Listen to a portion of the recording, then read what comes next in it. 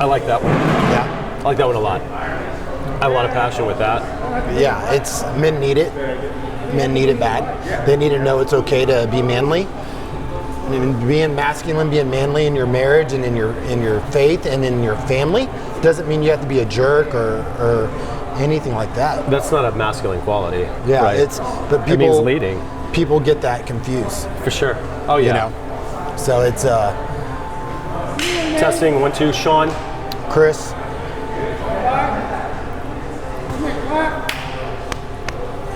Clap. He's making sure the levels are good. Yeah, so it's, I just think that we need to put it out there. Everybody needs to put it out there that believes in that, believes that it's okay to be masculine, because I think society as a whole over the past 15, 20 years, especially with all these liberal movements, sure. I don't care whether you're liberal, conservative, but you need to have manly men that speak up for their faith and everything I'll else. talk about that too. There's a recession that's come back. Yeah. I'm floating around, so don't look at this camera. You're talking Just focus about, yeah, it's the side video. Yeah. Okay, so look at the way you're rolling. Yep. So no introduction needed. We're just going to start talking.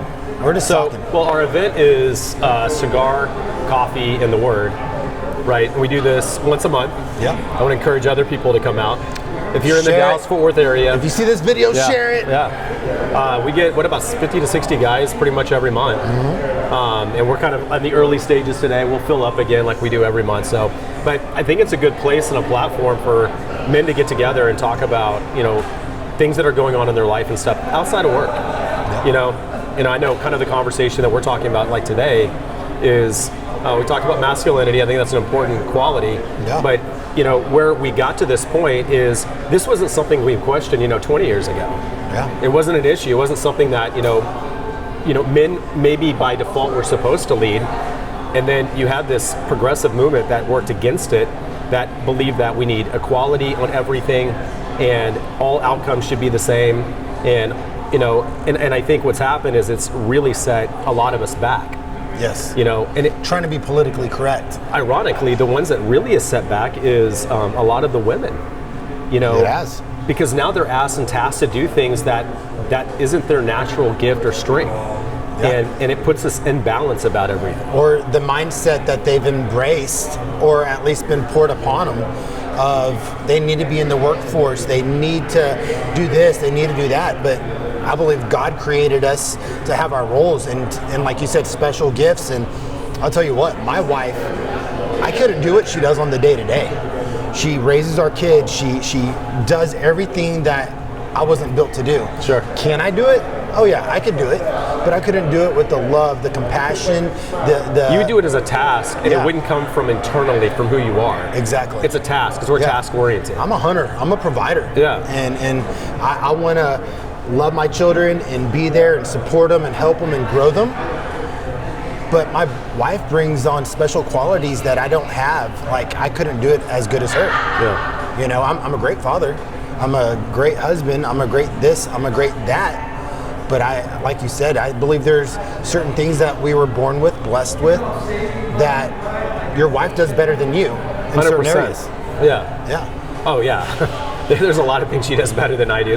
When it comes to kids, like her, the intuitive quality of women is unbelievably impossible to ignore, right? If you're paying attention, like when a kids have a sickness or something, I'll tough it through, right? No big deal. We'll get through it to tomorrow. No, she goes, no, if we don't get it today, it's going to be a bigger problem tomorrow. Mm-hmm. And then she goes and addresses it right away, and then it's not a problem. Exactly. We never even had an issue to begin with.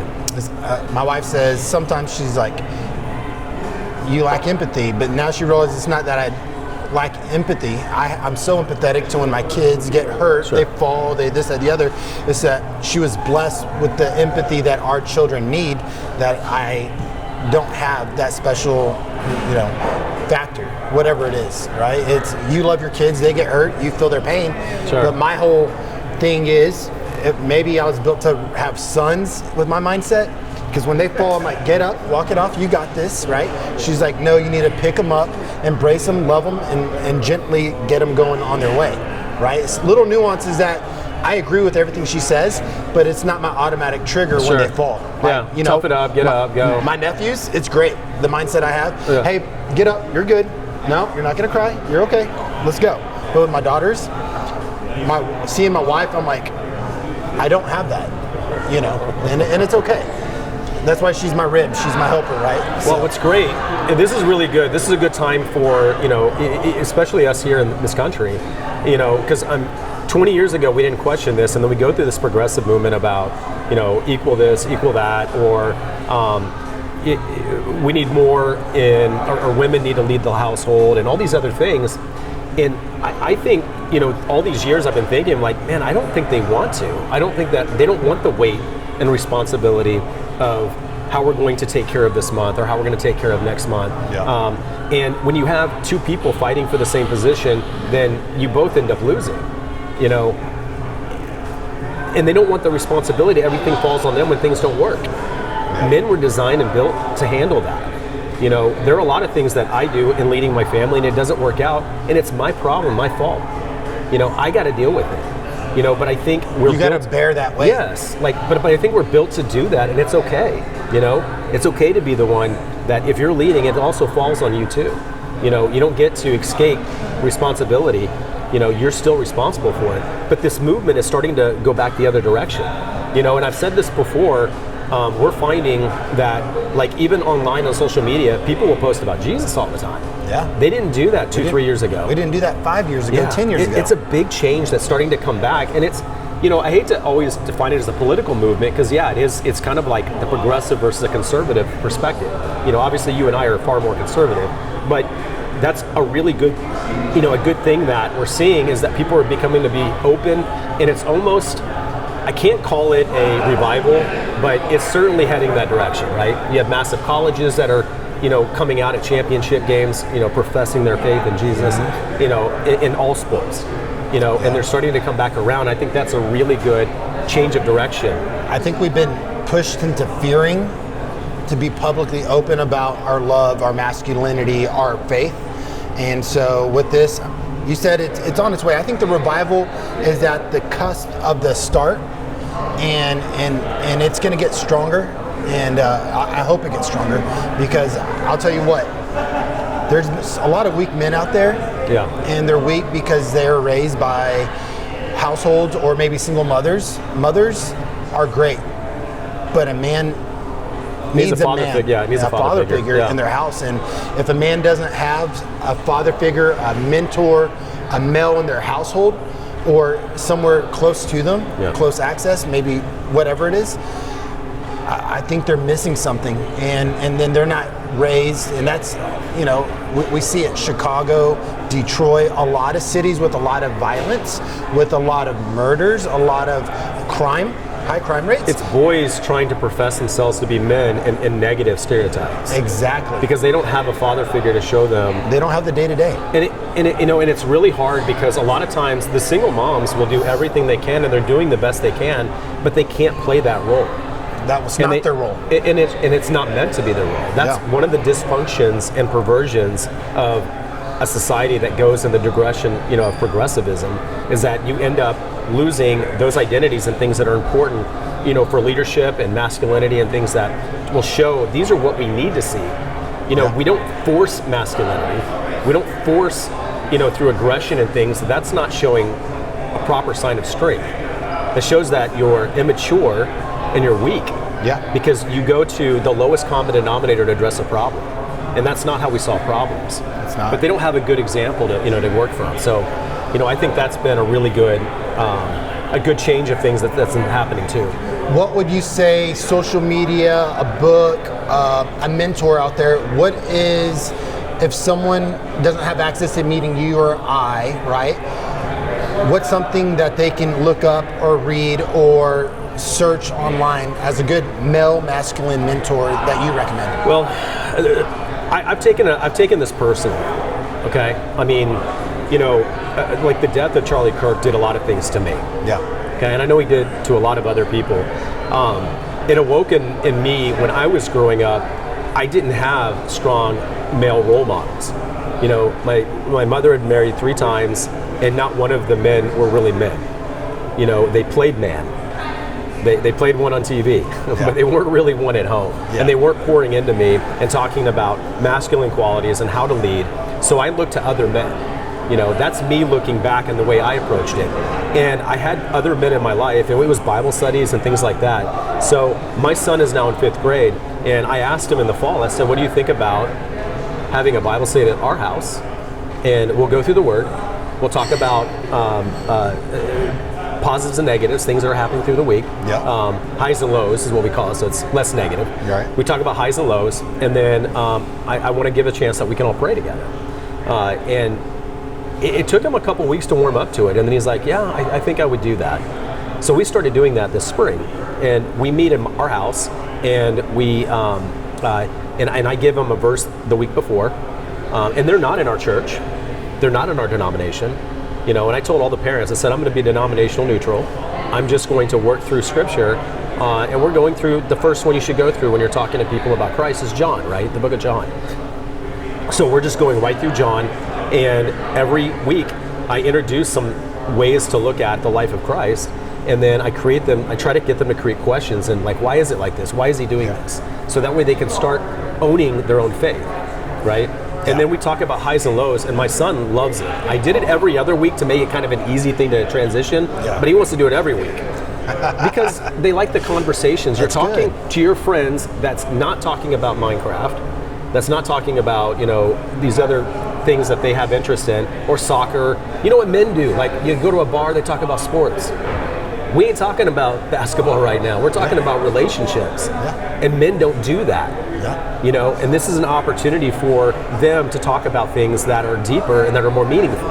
So that's why it's become a really good opportunity. Now, you ask about the boy that doesn't have access to that. We got a couple of DFW men's or father groups that are connected with our group here. And those guys lead those things on social media, and those are great plug-in opportunities for them to connect with, you know, other dads and events and camping and kind of like Cub Scout kind of things, where they can have a chance to get together and maybe play pickleball and do other events and stuff like that. So plugging into groups like that is free, and there are men out there that are willing to donate and give time to you to help you. What are, off the top of your head, what are some of those groups? DFW Dad Squad. DFW Dad Squad. Dad Squad. Yeah, love it. And they have one in Dallas and they have one in Fort Worth. So you can connect on the groups like that. That's a great place for them to connect. I mean, these are just free give back that the men are setting up to try to better equip the next generation. And they don't have to listen to social media nonsense. They can hear from real men that have real kids, that have real wives, and have real relationships, and are meaningful. So, change up a little bit on you real quick. I know we're limited on time, so with that being said, Sean, what are you doing right now with your wife, to date your wife, to keep the romance going? Man, these questions, these are good. For my wife Stacy, for Stacy and I, when you have 4 kids in elementary school, if you don't make the time, then the time will take care of you, will run you out of opportunities, right? So for us, I'm fortunate I have family close by, and they're willing to take our kids, so that's helpful. So creating those opportunities where you have to be intentional, you have to set that time, and you have to say, we're going to make this our day. You know, and we're in that season of life that it's not going to probably be weekly. So our target right now is about every 2 to 3 weeks we have a time together, and then we'll schedule, you know, maybe a hotel every month or 2, where we just everyone out of the house, or maybe my mom comes over and stays at our house. We're leaving, and we're going to spend time just she and I, you know, working on the intimacy. You know, it's like it's a fireplace that you have to continue to ignite and add fire to. You know, you want that roaring fire. You know, because that's the fuel and energy to make a lot of this a lot easier to deal with, because we're dealing with hard things. All of us are. And if you don't have the support in your own family and your own spouse, then you're both fighting against each other. You're fighting against each other in time. You're fighting against each other in what available resources are available. And we're in a season now, I do the majority of the cooking. I do the majority of the pickup and taking them to school and picking them up. all the activities in the evenings. I do most all of it, you know, because she's working, she's a teacher, and then she works part-time as a neurofeedback therapist. What's her love language? Acts of service? Time. Time. Yeah. Okay. Yeah, it's really important that I set aside time specifically for her, you know, with the intention to be with her, with no other distractions or anything. That's really important to her. So one more thing, I'm going to ask a special request of you. I want you to look directly into that camera, and I want you to give a tip to a young male on his wedding day, a piece of advice that you wish you had on your wedding day. Would be, and there's a lot of different advice. So look directly into that camera when you're ready. Good thing.